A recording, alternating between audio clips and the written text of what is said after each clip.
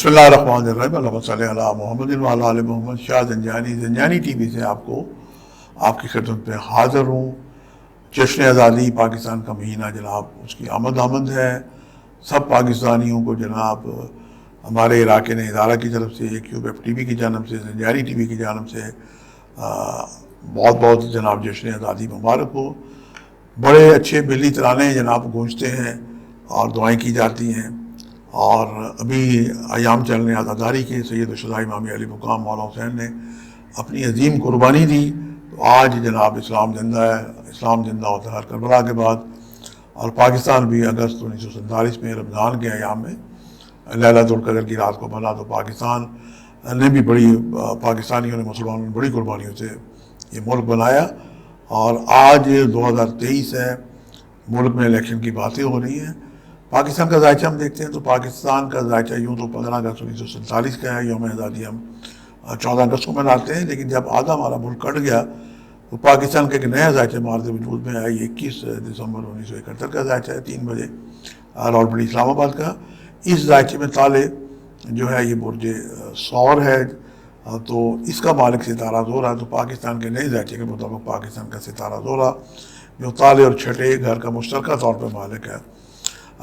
یہ مول ترکون میں برج میزان سے اس کا تعلق ہے، جبکہ ثانوی طور پہ اس کا برج سور سے بھی تعلق ہے، تو 2 گھروں کا مالک ہے۔ ہر ذائچے کی 6، 8، 12 گھر بڑے خراب ہوتے ہیں۔ تو یوم آزادی کے موقع پہ ہم دیکھ رہے ہیں کہ پاکستان کے ذائچے میں ستارہ زورا کی آسمانی کونسل پہ جو پراسرار حرکات ہیں، آج ہم اسے ڈسکس کرنے کی سعادت حاصل کرتے ہیں۔ سورج اپنے مدار میں ایک سال میں گھوم جاتا ہے 365 دن میں، اور چاند بھی اپنے مدار میں پورے 12 منتقل البروج میں 29 یا 30 دن میں 29.5 دن میں یہ گھوم جاتا ہے۔ اور ستارہ زورا جو ہے یہ اپنے مدار میں 224.5 یعنی دن میں گھوم جاتا ہے۔ اور ستارہ زورا جب کبھی کسی جگہ رک جائے اور یعنی کسی ایک برج میں جا کے اگلے برج میں جا کے پھر واپس آئے، تو یہ ایک جو ستاروں کی جو پرسراریت ہے، اسے ویسے بھی جیسے سورج کو ہم بادشاہ فلک کہتے ہیں، چاند کو مادر فلک کہتے ہیں، عطارد کو منشی فلک کہتے ہیں، اور زورا کو ہم معجمین نے اسے رقاصہ فلک کا نام دے رکھا ہے، کیونکہ یہ سورج کے آگے پیچھے یہ چلتا ہے، رقص کرتا رہتا ہے۔ تو ستارہ زورا 30 مئی سے اور یہ جناب 30 مئی سے 3 اکتوبر تک یہ برج سرطان میں رہے گا۔ اس دوران یہ اگلے برج اسد میں جائے گا، پھر واپس آ جائے گا۔ اس کی میں 150 آپ کو ہدیہ کرتا ہوں۔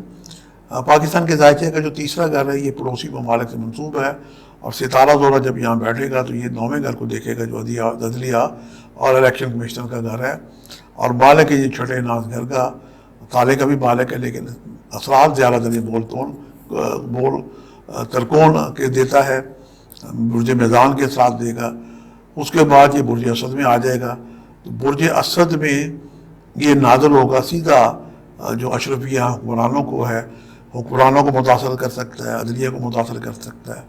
تو یہ چونکہ وقت ہے الیکشن کروائے جانے کا، متوقع ہے کہ 8 اگست کو اسمبلیاں تحلیل ہو جائیں گی اور الیکشن کمیشنر نگران گورنمنٹ بنے گی، اور اس میں جناب اس کے تحت منصفانہ انتخابات کرائے جانے کی کوشش کی جائے گی، اور پاکستان میں الیکشن ہوتے بھی رہنے چاہیے چونکہ ایک جمہوری ملک ہے، اور یہاں ہر 5 سال کے بعد الیکشن ہوتے رہنے چاہیے، جبکہ ماضی میں ایسا نہیں ہوگا۔ یہ ستارہ دور کی جو پرسرار حرکات ہیں، میں ان کی ڈیٹ آپ کو ہدیہ کرتا ہوں کہ تیسرے گھر میں بیٹھے گا جو پڑوسی ممالک کا گھر، اور یہ ناظر 9ویں گھر کو، عدلیہ کو، یہ 30 مئی سے لے کے 7 جولائی تک یہ ناظر رہے گا عدلیہ کے گھر کو۔ اس کے بعد یہ دوبارہ ناظر رہے گا 7 اگست سے لے کے 3 اکتوبر تک۔ یہ جناب ستارہ زورا کی جو پوزیشن ہے، اور ان بٹوین یہ ریٹروگریڈ ہوگا، مستقیم ہوگا، اور برج اسد میں رہے گا 7 جولائی سے لے کے یہ جناب 7 اگست تک رہے گا۔ ستارہ زورا کی یہ پرسرار حرکات جو ہیں، یہ ہماری جناب الیکشن کمیشنر کو، عدلیہ کو، حکمرانوں کو، اپوزیشن اور حکومت کے مابین جو جناب اختلاف رائے ہمیشہ ہی ہوتی ہے، لیکن یہ بڑھ جائیں گے. اور الیکشن کمشنر نے اگر اسے اعلان کر دیا، چونکہ یہ مالک ہے چھٹے گھر کا، تو پاکستان کے جتنے بھی جناب حکومت سے تنخواہ دار طبقہ ہے، چاہے وہ صدر سے لے کے پین تک کیوں نہ ہو، یہ سبھی چھٹے گھر سے ہم دیکھتے ہیں. یہ صحت سے متعلقہ بھی امارات کا مالک ہے، یہ گھر دیکھا جاتا ہے چھٹا گھر. تو یہ ستاروں کی جو خراب رقص ہے، تیسرے اور چوتھے گھر میں آنا، اور عدلیہ نویں گھر کو دیکھنا، الیکشن کمشنر کے گھر کو دیکھنا، حکومتی معاملات کو دیکھنا، تو یوں لگتا ہے کہ نگران حکومت اگر بنتی ہے، الیکشن کروائے جاتے ہیں، تو الیکشن فی الحال ہوتے ہوئے دکھائی نہیں دیتے. الیکشن اگر زبردستی کرا بھی دی جاتے ہیں تو خون خرابہ اور اس کے نتائج کو تسلیم نہیں کیا جائے گا، چونکہ آسمان پہ ستاروں کی اچھی پوزیشن نہیں ہے. اور مزید یہ ہے کہ راہو کیتو پاکستان کے ذائچے کے چھٹے بار میں ہوں گے. راہو 12ویں گھر میں ہوگا اور کیتو چھٹے گھر میں ہوگا. راہو کیتو کا ایک سرکل ہے 18 سال کا، اور جو بھی آسمانی کونسل میں ہمارے پاس جو ناسا کی جو ریسرچ ہے، راہو کیتو کی پوزیشن اسٹیشنری ہو جائے گی، رک جائے گا یہ 28 اگست سے لے کے 16 نومبر تک. یہ معاملات کو روک دے گا، چونکہ ہر ذائچے کا 12واں گھر رکاوٹ کا گھر مانا جاتا ہے، اور جناب چھٹا گھر جو ہے یہ معاملات کو خراب کرتا ہے، لیٹیگیشن کا، مخالفت کا گھر ہوتا ہے. تو یہ آسمان پہ جناب ستارہ زورہ کی پوزیشن میں نے آپ کو ہدیہ کر دیا، راہو کیتو کی پوزیشن ہدیہ کر دی ہے. تو یوں لگتا ہے کہ الیکشن کے انعقاد میں کچھ نہ کچھ ایسے معاملات ہوں گے کہ اس کی تاخیر ہو سکتی ہے، اور حالات جو ہے یہ الیکشن کے لیے سازگار ہوتے ہوئے دکھائی نہیں دیتے. جو ہمارے کینڈیڈیٹس ہیں ان کو میں ہدیہ کروں گا کہ وہ بڑے سوچ سمجھ کے الیکشن میں اتریں، اور کروڑوں روپے جو خرچ کرتے ہیں الیکشن پہ بے تحاشا اخراجات کیے جاتے ہیں، اور پھر اس کے بعد لوگ کہتے ہیں کہ وہ آ کے حکومت میں کماتے ہیں، وہ جانیں، ان کا کام جانے. جو باتیں زیادہ یعنی عوام کی زبان پہ ہوتی ہیں میں نے آپ کو ہدیہ کی ہیں. تو آج پاکستان کے ذائچے کے تحت ستارہ زورہ کی پرسرار حرکات کو ہم نے مد نظر رکھتے ہوئے پاکستان کا جو ذائچہ ہے یہ میں نے ڈسکس کیا الیکشن کے حوالے سے. اور آخر میں جلدی سے زنجانی جنتری کی جو تاریخ ہیں یہ صفحہ نمبر 175 پہ ہیں کہ ستارہ زورہ 30 مئی کو جہاں برج سرطان میں آ جائے گا، 7 جولائی تک یہاں پہ رہے گا.